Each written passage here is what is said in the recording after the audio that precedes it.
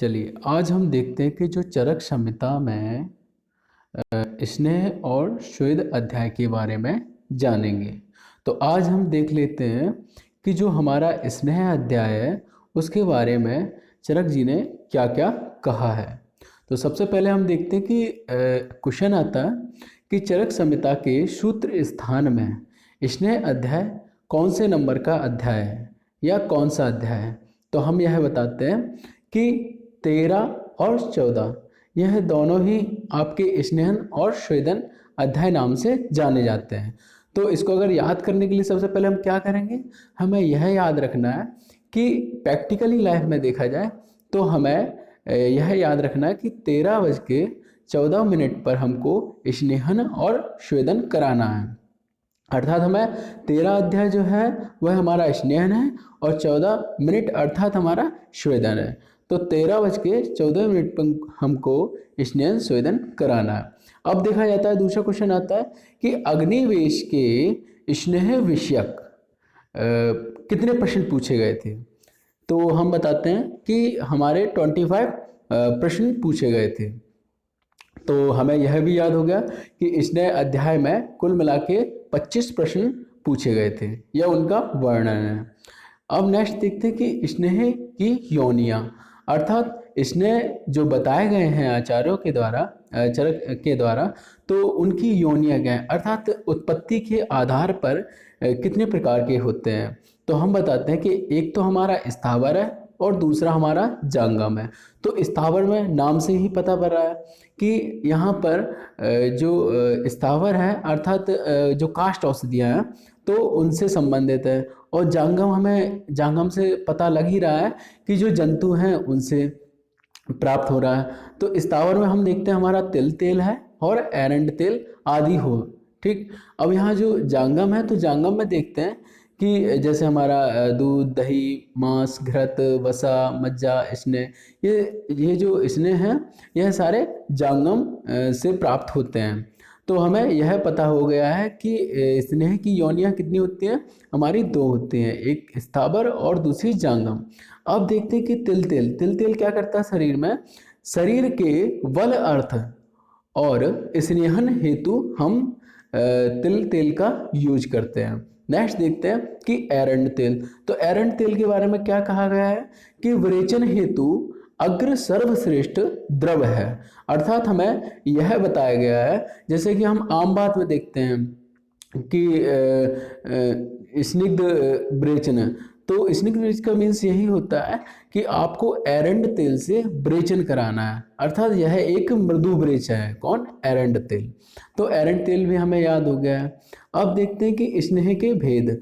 अगर आपसे पूछा जाता है कि स्नेह की योनि कितनी होती है तो हम बताते हैं कि 2, जांगम और एक स्थावर। और स्नेह के अगर पूछा जाता है कि भेद कितने होते हैं तो भेद से हमें याद रखना है कि भेद 4 होते हैं। कौन कौन से? घृत तेल वसा मज्जा। तो हमें यह याद हो गया, घृत तेल वसा मज्जा, यह हमारे स्नेह के भेद हैं। कभी कभी क्वेश्चन आता है कि महास्नेह किसे कहा जाता है, तो महास्नेह के अंतर्गत किन किन को रखा गया है। तो आप यही बताएं कि यह चारों घृत तेल वसा मज्जा हमारे महास्नेह के अंतर्गत आते हैं, अर्थात इन्हें महास्नेह की संज्ञा भी दी गई है। नेक्स्ट देखते हैं कि घृत को आचार्यों ने उत्तम स्नेह कहा है। क्यों कहा है? क्योंकि इसमें अगर प्रैक्टिकली देखा जाता है तो घृत के साथ चाहे आप अम्ल की का चूर्ण अगर भून देते हैं या कोई भी मेडिसिन को मिक्स करके हम अगर उसमें संस्करण करते हैं, उसको मिला के पकाते हैं, तो यहाँ क्या रहता है कि घी के द्वारा उस मेडिसिन का या उस औषधि का जो गुण स्वयं में रहता है वह छीड़ नहीं होता है, वो और अच्छा परफॉर्मेंस देता है। यानी कि उसकी जो गुण हैं, जैसे अम्ल की है तो उसका जो पहले की अपेक्षा जो गुण था घृत के साथ भून दिया जाता है तो कम नहीं होता है और अच्छा परफॉर्मेंस देता है, यानी बीमारियों के लिए और अच्छा बेहतर काम करता है। अब देखते हैं कि स्नेह के गुण कर्म क्या है और किस ऋतु में यूज किए जाते हैं। तो नेक्स्ट देखते हैं हमारा, जैसे कि हमारा घृत हुआ तो घृत के लिए क्या कहा गया कि जैसे कि घृतम पित्त अनिल हरम रस शुक्र ओजसा हितम। तो हमें यह भी पता हो गया है कि जो घृत है वो क्या करता है, एक तो ऑयली नेचर रहता है उसमें, चिकनाहटपन रहती तो क्या करेगा कि हमारे वात का शमन करेगा। दूसरा क्या है, हम सभी जानते हैं कि घृत क्या करता है कि पित्त का भी शमन कर दे, तो पित्त और अनिल हरम। फिर बताया गया कि रस शुक्र ओजसाम हितम, अर्थात रस शुक्र और ओज के लिए हितकारी होता है। नेक्स्ट देखते हैं कि निर्वापण। तो निर्वापण से काफी बार क्वेश्चन पूछा जाता है, निर्वापण किस स्नेह के लिए बताया गया है। तो हम बताते हैं कि देखो जैसे कि आप लोगों ने रसशास्त्र पढ़ा हुआ है, एक तो निर्वाप होता है और दूसरा होता है निर्वापण। तो निर्वाप आप सभी जानते हैं कि तप्त लोह शलाका को हम क्या करते हैं, पानी में या कांजी में या दुग्ध में हम डुबो देते हैं। तब जब डुबोने के बाद क्या है कि एकदम आवाज आती, सिन सी आती, अर्थात यह हमें पता लग जाता है कि गर्म चीज को ठंडा करने के लिए हम क्या करते हैं, निर्वाप करते हैं। ठीक है, तो यहाँ यही बताया गया है। निर्वापण मीन्स होता है कि हमारे शरीर की जो अंदर जो दाह होती है, जो जलन होती है, तो उसको ठंडा करने के लिए हमें क्या करना है, घी घृतपान कराना है। तो इससे क्या हो जाएगा, हमारे शरीर की जो दाह है उसका शमन हो जाएगा। तो हमें यह याद हो गया कि भाई निर्वापण और निर्वाप एक जैसा ही है, तो याद कर सकते हैं हम। अब देखते हैं कि मृदुकरम, घृत क्या करता है, शरीर में मृदुता लाता है, अर्थात स्वर वर्ण प्रसादनम, हमारा जो रंग है, स्वर है, उसको निखारता है। क्या, घी। अब देखते हैं कि इसका यूज कब करते हैं। तो यूज हम देखते हैं कि शरद ऋतु में बताया गया है। अब लॉजिक लगाते हैं कि शरद ऋतु में ही क्यों करते हैं हम घृत का यूज। तो हम सभी जानते हैं कि शरद जो ऋतु है, तो वहाँ हमारा पित्त का लेवल बढ़ा हुआ रहता है, अर्थात पित्त प्रकोप रहता है। अगर पित्त का शमन करना है आपको या उसको निकालना है, तो आप क्या करेंगे, पित्त को संशोधन के लिए शरद ऋतु में ही हम विरेचन कराएंगे, तो घृत ही देंगे। पित्त के लिए कौन, घृत ही बताया शेष। इसी प्रकार से हमें याद हो जाता है कि जो घृत का हम यूज कहाँ करते हैं, शरद ऋतु में। नेक्स्ट देखते हैं हमारा तेल। तो तेल में क्या देखना है हमको कि तेल में बताया गया है कि भाई जो मारुथग्न ना चा श्लेष वर्धनम ना चा श्लेष वर्धन बल वर्धनम। तो हम यह भी पता कर सकते हैं कि जो ऑयल होता है, तो ऑयल क्या करता है कि मेनली वातहग्न होता है। क्या होता है, मारुथग्न, यानी वायु हग्न होता है, वातहग्न होता है। नाचा श्लेष वर्धनम, और यह वर्ड आपको अच्छे से याद रखना है कि नाचा श्लेष वर्धन। क्या है कि लोग यही कहते हैं कि भाई अगर आप ऑयली चीज़ें खाते हैं या बहुत ज़्यादा ऑयल का सेवन करते हैं, तो क्या है कि आपका श्लेष्म यानी कफ बढ़ जाएगा। बट जो प्रैक्टिकली देखा जाए, जो आचार्यों के अनुसार, कि आज से पहले जो ऑयल के निकाला जाता था, तो वह क्या रहता था, विदाउट केमिकल रहता था। दूसरा क्या है कि देश के अनुकूल होता था, कि आप जिस देश के हैं तो उसी के अनुसार जो वहाँ की फसल हो रही है, तो उसी के अनुसार ही आपको ऑयल दिया जाता था। बट आजकल क्या है कि सफोले का ऑयल है आपका, और सोयाबीन का ऑयल है। तो भाई जिस राज्य में सोयाबीन उग ही नहीं रही है, पैदावार ही नहीं है, वहां पे भी उन लोगों को सोयाबीन का तेल का सेवन करना पड़ रहा है। तो और वो भी केमिकल युक्त। अगर आज हम सरसों का तेल भी हम निकलवाने जाते हैं, तो वो भी हमको केमिकल युक्त ही मिलता है। लेकिन आज से पहले क्या ही शुद्ध होता था। तो आज हम कहते हैं कि भाई आप ऑयली चीज़ों को ज़्यादा से ज़्यादा सेवन ना करें, क्योंकि यह आपको मतलब श्लेष्मा बढ़ा देगी। लेकिन आज से पहले जो ऑयल था वो एकदम शुद्ध था, तो वो क्या करता है, ना चाह श्लेष्मवर्धनम, आपके श्लेष्मा को नहीं बढ़ाता था। दूसरा क्या है कि यह बलवर्धनम होता है, जो ऑयल है वह बलवर्धनम होता है। आप लोगों ने देखा होगा कि बचपन में क्या रहता है कि बच्चे की स्किन क्या है, बड़ी ही सॉफ्ट रहती है, ठीक है, एकदम ढीली सी और ऐसी सॉफ्ट सॉफ्ट सी रहती है। तो अब क्या करती माँ कि उसको टाइट करने के लिए, स्किन को मतलब बल प्रदान करने के लिए क्या है, उसमें मसाज करती है। तो मसाज करते समय क्या रहता है कि उसकी स्किन को बल प्रदान होता है, ठीक है। फिर कहता है कि त्वचम उष्णम स्थिर करम। तो जो त्वचा में क्या होगा कि जब मसाज करते हैं तो उस दौरान क्या है कि उष्णता पैदा होती है। कहाँ, त्वचा में उष्णता पैदा होगी, और जो हमारी त्वचा जो लटक रही थी, जो ढीली थी, वह कैसी हो जाएगी, हमारी स्थिर हो जाएगी। तो हमें यह भी याद हो गया। फिर नेक्स्ट देखा जाता है, बार बार जो क्वेश्चन पूछा जाने वाला वह यह होता है कि योनि विशोधनम, अर्थात हमें यह याद रखना है कि हमें, जैसे कि महानारायण तेल है, कभी भी जो हमारी योनि व्यापक 20 प्रकार के बताए गए हैं, उन में अगर किसी को योनि व्यापक हो जाता है, तो हमको योनि विशोधन के लिए क्या यूज करना है कि महानारायण तेल का हम यूज कर सकते हैं। तो यह एक प्रैक्टिकल ही है कि योनि विशोधन के लिए हमको ऑयल का ही यूज करना है। अब हम देखते हैं कि किस ऋतु में करते हैं। तो हम सभी जानते हैं कि प्रावट ऋतु में। तो प्रावट ऋतु हमारी कौन सी है? हमारे वर्षा के पहले का और ग्रीष्म के बाद की जो ऋतु है, अर्थात बीच की जो ऋतु है, वह हमारी प्रावट ऋतु कहलाती है। तो प्रावट ऋतु में क्या रहता है कि हमारा वात का प्रकोप बढ़ा हुआ रहता है। तो हम सभी जानते हैं अगर शरीर में आपके वात बढ़ा हुआ है तो आप तेल का यूज करिए। किसका? तेल का यूज करना है। तो यह भी हमें याद हो गया। नेक्स्ट देखते हैं कि वसा। क्या वसा? वसा के बारे में क्या बताया गया? आप सभी लोग जानते हैं कि वसा के बारे में बताया जाता है कि विदभग्न भ्रष्ट योनि कर्णशूल शिरोरुजा। तो इसका मीन्स होता है, प्रैक्टिकली देखा जाए कि किसी के कान में अगर दर्द हो रहा है या कुछ भी है तो माँ क्या करती कि जो ऑयल है, ऑयल में सरसों के ऑयल में लहसुन को भूंज कर कान में मतलब डाल देती है। तो अब इसी प्रकार से हमें याद रखना है कि ऐसा करने से क्या होता है कि कान में मैल बन जाता है। तो इसलिए जो ईएनटी वाले जो डॉक्टर होते हैं वो कहते हैं कि आपको कान में तेल नहीं डालना है। हालांकि आप जो सफाई करने के लिए हाइड्रोक्लोराइड इनको यूज कर सकते हैं, और लेकिन आपको जो कि ऑयल नहीं यूज करना है। ठीक है, तो हमें यहाँ क्या यूज करना है? कान में अगर दर्द हो रहा है तो आप वसा का यूज करेंगे, तो ये आपको आराम दिलाएगा। कर्णशूल में आपको वसा यूज करना है, ना कि ऑयल। और यहाँ बताया कि जैसे योनि विशोधन में हमको तेल यूज किया था, तो उसी प्रकार से भ्रष्ट योनि यानी कि हमारा प्रोलैप्स ऑफ योनि, ठीक है ना। तो जो अगर योनि का प्रोलैप्स हो जाता है तो फिर हम क्या करते हैं कि वसा का एक जो पत्र है या कपड़े में एकदम पोटली बना के अच्छे से, तो उसको हम वहाँ रख देते हैं, जिससे क्या है कि आपका जो भ्रंश हुआ था योनि, तो वो अपनी जगह स्थिर रहता है। यह भी हमें याद हो गया। अब देखते हैं कि विदभग्न, अर्थात अगर आपकी हड्डी टूट गई है या आपको फ्रैक्चर हो गया, ट्रॉमा हो गया, विद्ध मतलब पिच्चल हो गया है, तो वहां पे भी हम क्या यूज करेंगे कि वसा यूज करेंगे। तो विदभग्न भ्रष्ट योनि कर्णशूल, तो इस तरीके से हमें याद करना है। फिर बताते हैं कि शिरोरोजा। क्या? शिरोरोजा, सिर में अगर पेन हो रहा है, दर्द हो रहा है हल्का हल्का सा, तो तब भी आप क्या यूज करेंगे कि वसा का यूज करेंगे। किसका? वसा का यूज करेंगे। सिरोरोजा में आपको वसा का यूज करना है। फिर बताया कि पौरुष उपचय स्नेह अर्थ व्यायाम सेवी, अर्थात जो लोग व्यायाम करते हैं तो वो लोग क्या कर सकते हैं? एक्सरसाइज या जो जिम करते हैं तो उनके लिए क्या फैटी डाइट बहुत जरूरी है। जो लोग अंडा भी खाते हैं, मांस भी खाते हैं, तो ये उनके लिए बहुत जरूरी है, यानी फैटी यानी वसा। तो हमको याद हो गया कि व्यायाम जो जिम जाते हैं तो वो लोग अंडा मांस का सेवन करते हैं, जिसमें क्या है? फैट होता है। तो यह भी हमें याद हो गया। अब देखते हैं कि माधव वैशाख ऋतु में हमको इसका यूज करना है। तो माधव किसके लिए बोला है वर्ड? माधव हमारे वसंत के लिए यूज वर्ड किया गया है। किसके लिए? वसंत के लिए। तो हमें यह भी याद हो जाता है कि भाई जो माधव है वो वसंत के लिए बोला है।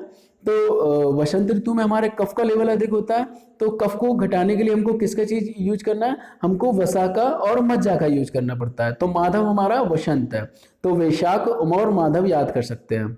नेक्स्ट देखते हैं कि वल शुक्र रस श्लेष्मा मेधो मज्जा विवर्धना।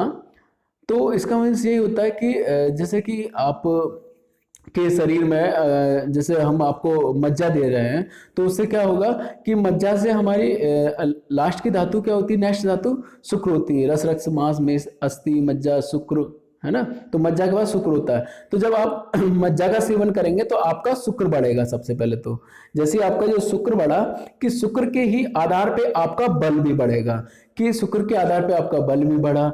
और यह देखेंगे कि भाई जो अगर हमारा मज्जा अच्छा है तो हमारा जो यह भी कफ से ही रिलेटेड ही है, तो हमारा श्लेष्म भी बढ़ेगा और मेद भी बढ़ेगा। तो विवर्धनम, इस तरीके से हमें याद रखना है। अब देखते हैं कि नेक्स्ट क्वेश्चन आता है कि मज्जा विशेष तो अस्थानाम, अर्थात अगर आपके जो विशेष तौर पे जो हड्डियां बहुत ज्यादा जिनका डायमीटर कम होता है, तो वहाँ हमें यह याद रखना है कि वहाँ मज्जा की कमी है, इसलिए उस व्यक्ति की जो हड्डियां हैं काफी पतली पतली हैं, उनका डायमीटर चौड़ा नहीं है। तो हमें याद रखना है कि जो हड्डियों से रिलेटेड बहुत सारी ऐसी बीमारियां हैं, तो उनमें हमको विशेष तो मज्जा का यूज करना है। तो विशेष तो अस्थानाम, क्या? विशेष तो अस्थानाम, अस्थियों में जो बीमारियां हैं उनके लिए हमें अधिकतर से मज्जा का यूज करना है। चाहे वलकृत स्नेह हिता, तो यह बल प्रदान करती हैं। नेक्स्ट देखते हैं कि स्नेह प्रयोग काल। स्नेह प्रयोग काल में हमें क्या बताया गया कि अत्यंत शीत और अत्यंत उष्ण काल में सर्वथा स्नेह का सेवन नहीं करना है। तो सबसे अच्छी बात यही है कि आपको बहुत ज़्यादा, बहुत जब ठंड हो या बहुत ज़्यादा गर्मी हो तब आपको स्नेहन का यूज करना ही नहीं है बिल्कुल भी। अब आपको कब करना है वो उस चीज़ के लिए आप देख लीजिए। जब आपके शरीर में वात और पित्त का लेवल बढ़ा हो। और यहाँ क्या है कि समय देखते हैं, समय में देखा जाता है कि आपका उष्ण काल होता है। कैसा उष्ण काल होता है? तब हमें कहाँ यूज करना है? तब हम रात्रि में स्नेहपान करते हैं। अब देखते हैं कि कफ अधिक होने पर जब शरीर में कफ अधिक है तो हमें शीतकाल में हम दिन में स्नेहपान यूज करेंगे। अब बता रहे हैं कि भाई आपने जैसे कि कफ अधिक था, ठीक है, और शीतकाल था, तो आप रात में क्यों नहीं किए, आप दिन में ही क्यों किए? तो इसका हम आंसर देते हैं कि भाई जब आपके शरीर में कफ का लेवल बढ़ा हुआ है और रात्रि का मतलब शीतकालीन ऋतु है, तो हम अगर रात्रि में अगर स्नेहपान करते हैं तो हमको क्या हो जाएगा कि शरीर में कफ से रिलेटेड जो भी रोग हैं वो उत्पन्न हो जाएंगे, जैसे आना है, आरुचि है, सूल है, पांडु रोग है। तो यह हमें याद रखेगा, क्या? आना, आरुचि, सूल, पांडु से। कैसे? आना, आरुचि, सूल, पांडु से। ठीक है, इस तरीके से ट्रिक है, आना, आरुचि, सूल, पांडु से। नेक्स्ट देखते हैं कि जो वात पित्त अधिक था शरीर में एवं उष्ण काल था, तब अगर हम दिन में अगर दे देते हैं स्नेहपान तो क्या होगा कि भाई दिन में एक तो उष्णता है, ऊपर से दिन भी है, तो क्या है कि गर्मी ज्यादा होगी, यानी पित्त का लेवल अधिक होगा। तो पित्त से रिलेटेड हमें रोग याद रखना है। क्या? मूर्छा, पिपासा, उन्माद, कामला। क्या? मूर्छा, पिपासा, उन्माद व कामला। तो पांडु हमारा कफ में आएगा, ठीक है, और जो जो हमारा कामला है वो पित्त अधिक में आएगा। तो यह भी हमें याद हो जाता है। नेक्स्ट देखते हैं कि स्नेहपान का अनुपान। तो यह चीज याद करने के लिए बहुत अच्छी सी ट्रिक बताई गई है कि जैसे कि बार बार यही क्वेश्चन आता है कि स्नेहपान, जैसे कि घृत है, तो घृत को हम सभी लोग जानते हैं कि उष्ण जल से ले सकते हैं। घृत के साथ साथ अन्य और भी स्नेह होते हैं, उनको भी हम उष्ण जल से ले सकते हैं। लेकिन यहाँ देखा जाता है जो तेल है हमारा, तो तेल को हम क्या करेंगे? यूज के साथ लेंगे। अर्थात हम कभी भी देखेंगे कि जो दाल बनाते हैं, ठीक है, तो यानी दाल का पानी यूज होता है, अब उसमें क्या करते हैं? हम छौंका दे देते हैं। क्या? बघार दे देते हैं। तो वो हमारा क्या हो जाएगा? हम उस स्नेह का पान कर लेंगे। तो ऐसे करके हमें याद रखना है कि भाई दाल में छौंका लगा के हमको दे दें, तो ये हमारा यानी हमने जो तेल का पान कर लिया इस तरीके से। नेक्स्ट देखते हैं कि वसा और मज्जा। वसा मज्जा को हम मंड के साथ लेना है, ठीक है। तो मंड के साथ हमें यही याद रखना है कि भाई जो आपका वसा मज्जा है, तो चावल के पानी के साथ हम ले सकते हैं, मंड के साथ। तो मंड और जो वसा मज्जा है, इन दोनों को अगर मिला के कहा जाए तो एक तरीके से प्रैक्टिकली लाइफ में हम बिरयानी कह सकते हैं। क्या? बिरयानी कह सकते हैं। तो भाई जो वसा मज्जा है तो उसे बिरयानी बना के ले लेना है। क्या? बिरयानी में आपको वसा मज्जा दोनों शामिल रहेगा, प्लस आपके मंड यानी चावल भी शामिल रहेंगे। तो बिरयानी बना के ले लेना। अथवा अथवा सबके बाद में क्या करना है, आपको कोई भी स्नेह मिलता है तो उसमें हमें उष्ण जल से ही लेना है। फिर हम देखते हैं, क्वेश्चन आता है कि क्या आप जो भल्लातक रहते हैं उसको भी आप जो उष्ण जल से सेवन कर सकते हैं? तो हम बताते हैं कि नहीं, उसको नहीं। क्यों? क्योंकि उसको अगर सेवन करते हैं उष्ण जल से तो हमारे मुंह में फलक पड़ जाएंगे, ठीक है। नेक्स्ट देखते हैं स्नेह की प्रविचारणा। स्नेह की प्रविचारणा चरक के द्वारा 24 बताई गई है। अब काश्यप जी हैं तो क्वेश्चन आता है काश्यप जी ने कितनी बताई हैं? तो हम सभी जानते हैं कि काश्यप के बच्चे छोटे होते हैं, ठीक है, तो वहां में याद है बच्चे छोटे हैं तो उनकी संख्या कम ही होगी, प्रविचारणा होगी। तो वहां संख्या कितनी है? 20 है, 20 हमें याद रखना है। नेक्स्ट देखते हैं कि कौन कौन सी प्रविचारणा है, कि जैसे रस है, औदन है, बिलेपी है, यवागु है, मांस, सूप, शाक और यूस, दूध, दही, मध, ले, खंड, कामलिक और तिल कालक तिलकल्क, और सत्तू है, भक्ष्य है, अभ्यंजन है, कर्ण तेल है, अच्छी तर्पण है, नश्य है, और गंडूस है, बस्ती है और उत्तर बस्ती है। तो हम सभी चीज़ें जानते हैं, एक बार हमको बस नाम पढ़ना ही है। उसके साथ साथ हमको बस यह याद रखना है कि प्रविचारणा होती क्या है मेनली तौर पे। तो हम प्रैक्टिकली देखेंगे प्रविचारणा वह होती है कि सिंपली तौर पे बहुत सारे ऐसे पेशेंट होते हैं जो लोग स्नेह को डायरेक्टली यूज नहीं कर सकते हैं। वो कहते हैं कि आप मेरे किसी भी खाने के साथ जो खाना हम खाते हैं, जैसे आप ओदन ले रहे हैं, बिलेपी ले रहे हैं, या यवागु ले रहे हैं, या मांस रस ले रहे हैं, कुछ भी ले रहे हैं, या सूप ले रहे हैं, तो उसमें आप मेरे स्नेह की कोई सी भी कल्पना मिला दीजिए ताकि मैं स्नेहपान कर सकता हूँ आसानी से, ठीक है। तो यह भी हमें याद हो गया है। और जैसे कि आपका कुछ प्रोसेस है, जैसे कि हमारा बस्ती है, गंडूस है, नश है, तो इनमें भी हम मेडिसिन मिला के ही हमको स्नेह बॉडी के अंदर इनहेलिंग करानी है। तो यह भी हमें याद हो गया। अब नेक्स्ट देखते हैं कि प्रविचारण ने यही बताया कि स्नेह को भोज्य पदार्थ के साथ लेना। अब यहाँ बताया जाता है कि अक्षपान, अक्षपान पे काफी बार क्वेश्चन आता है कि केवल स्नेहपान, यानी यह हमारी प्रथम कल्पना है। जब भी हम किसी पेशेंट को स्नेहपान कराते हैं तो हमें यह देखना है कि पहले अगर उसको सिंपली फॉर्म में विदाउट किसी के साथ मिला के, जैसे हमको यूज के साथ नहीं मिलाना है या बागू के साथ नहीं मिलाना है, सिंपली हमें उसे घृतपान कराना है। ठीक है, तो हम अगर घृतपान कराते हैं तो क्या है, उसे हम कहेंगे प्रथम कल्पना है ये। ठीक है, तो यह हमारा अक्षपान कहलाता है, सिंगल ही हमको देना है। अगर हम उसे जो स्नेह है, उस स्नेह को अगर हम कि ब्लेपी या वागू या यूस या साग के साथ हम दे रहे हैं तो वह क्या होगा, हमारा प्रविचारणा कहलाएगा। अब हम देखते हैं कि रसों के संयोग से 64 प्रविचारणा चरक के द्वारा बताई गई हैं। कितनी प्रविचारणा बताई है चरक के द्वारा? 64। लेकिन जो बागवट थे तो बागवट जी ने कहा कि नहीं, मैं तो 63 ही मानूंगा। क्यों? क्योंकि मैंने अक्षपान को अलग ही कर दिया है। ठीक है, अक्षपान को मैंने अलग ही कर दिया। तो रसों के संयोग से 64 प्रविचारणा हमारे चरक जी ने बताई है और 63 जो प्रविचारणा है वो हमारे बागवट जी ने बताई है। नेक्स्ट देखते हैं, इस टेबल से काफी क्वेश्चन पूछे जाते हैं, इसको एक बार आप नजर देख लीजिए। देखते हैं कि जो स्नेह की मात्रा और स्नेह का पाचन काल क्या है, और किस रोग में हम स्नेह की मात्रा दे सकते हैं इतनी, और किस अवस्था में हमको यूज करना है, यह सारी चीजें हमको देखनी है। तो क्या देखा जाता है कि हर्ष मात्रा, क्या हर्ष मात्रा, हर्ष से हमें यही समझ में आता है कि कम मात्रा है, हर्ष मतलब कम मात्रा। तो अर्ध दिन अर्थात 6 घंटे में जो पच जाती है उसे हम हर्ष मात्रा कहते हैं। बागवट के अनुसार काफी बार क्वेश्चन पूछा जाता है कि हर्ष मात्रा का पाचन बागवट के अनुसार कितने समय में हो जाता है, तो हम बताते हैं कि 2 याम या 2 प्रहर। कितना? 2 याम 2 प्रहर। अब देखा जाता है कि यह किस रोग में दिया जाता है, तो हम बताते हैं कि ज्वर काश अतिसार, अर्थात हम पता है कि हर्ष यानी कम मात्रा में दे रहे हैं हम इसने, तो हमको जैक लगाना पड़ेगा। क्या? यानी जे से ज्वर, ए से अतिसार और के से काश। ठीक, तो हर्ष मात्रा हमको जैक लगाना है, यानी ज्वर काश अतिसार हमें याद रखना है। नेक्स्ट देखते हैं कि किस अवस्था में देते हैं। अगर आप कम मात्रा में दे रहे हैं तो आपको समझ में आ रहा होगा ना कि व्यक्ति की जो अग्नि है वो कैसी होगी, मंद होगी। अगर उसको अधिक मात्रा में देते, उत्तम मात्रा में, तो उसकी अग्नि कैसी होती, तीक्ष्ण होती। तो यह भी एक प्रैक्टिकली नॉलेज है। फिर रिक्त कोष्ठी है व्यक्ति, और उसमें देखा जाए कि बल कैसा होगा, अवर होगा। और यह क्या है जैसे कि आपके बालक है, वृद्ध है, सुकुमार, जो डरा हुआ है उसको सुकुमार कहते हैं। तो इन लोगों में क्या है कि जो बल है वो क्या है, अवर है, बहुत कम है। तो ऐसे लोगों में हम हर्ष मात्रा का यूज कर सकते हैं। तो हमें यह याद हो गया कि जो हर्ष मात्रा है तो उसका पाचन 6 घंटे में हो जाना चाहिए।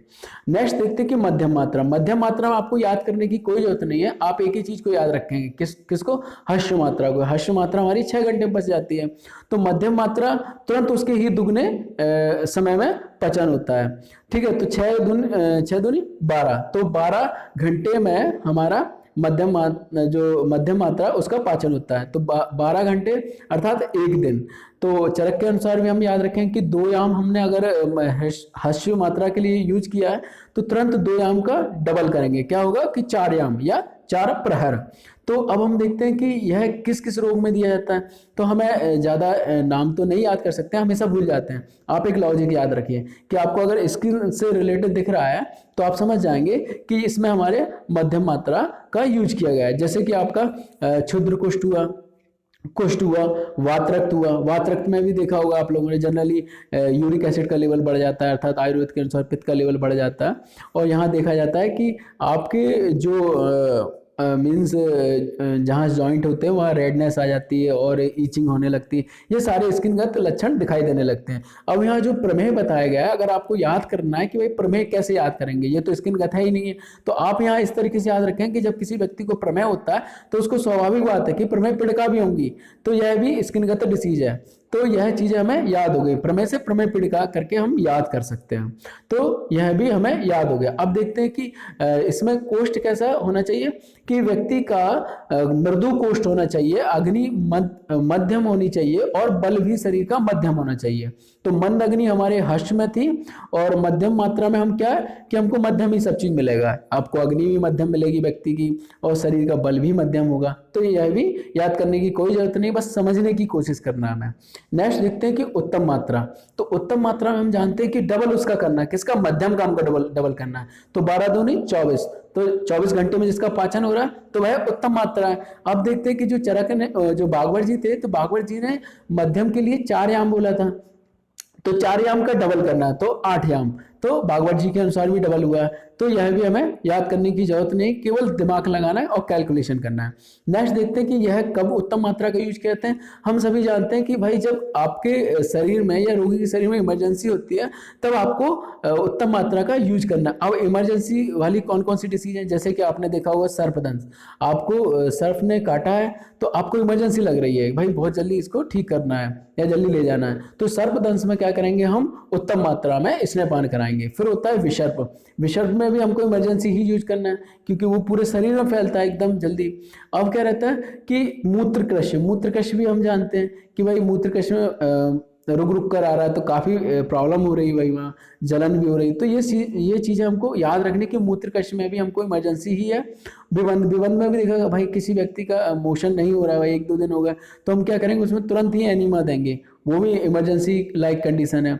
और गुल्म से रिलेटेड हमें यहाँ यह है कि जो पित्तज गुल्म होता है तो उसको हम रख लेंगे। क्या रहता है कि उसमें स्पर्श करने पे पैन होता है, क्या पैन होता है पित्तज गुल्म में, तो ये भी एक इमरजेंसी कंडीशन है। दूसरा उन्माद, उन्माद भी हमें याद रखना है कि भाई उन्माद में भी हमको इमरजेंसी ट्रीटमेंट देना ही है।